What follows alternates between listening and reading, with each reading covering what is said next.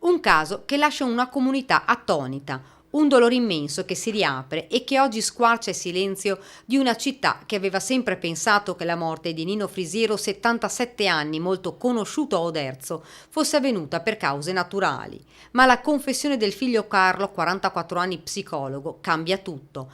Parricidio, questa l'accusa. L'uomo, reo confesso davanti ai magistrati, ora ha scelto di rimanere in silenzio, ma né i familiari né il fratello Stefano, che vive e lavora a San Polo di Piave, credono a quanto ha detto. Impossibile per loro pensare che possa aver ucciso il padre.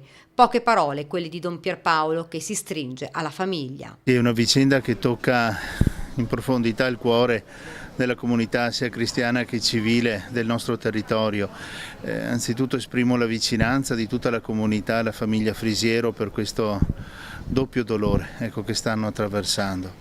Ed è una vicenda che anche interroga in profondità il nostro territorio su come essere vicini. Ora saranno gli investigatori a dover chiarire quello che ormai è diventato un giallo. Secondo quanto ha riferito il 44enne ai Carabinieri di Bologna, dove si è costituito, avrebbe causato il soffocamento del genitore. L'uomo soffriva da tempo di seri problemi di deglutazione. Carlo, sempre secondo la sua versione, lo avrebbe soffocato somministrandogli un boccone troppo grosso che l'anziano non sarebbe stato in grado di mandare giù. Non voleva più vederlo soffrire, ha detto ai Carabinieri.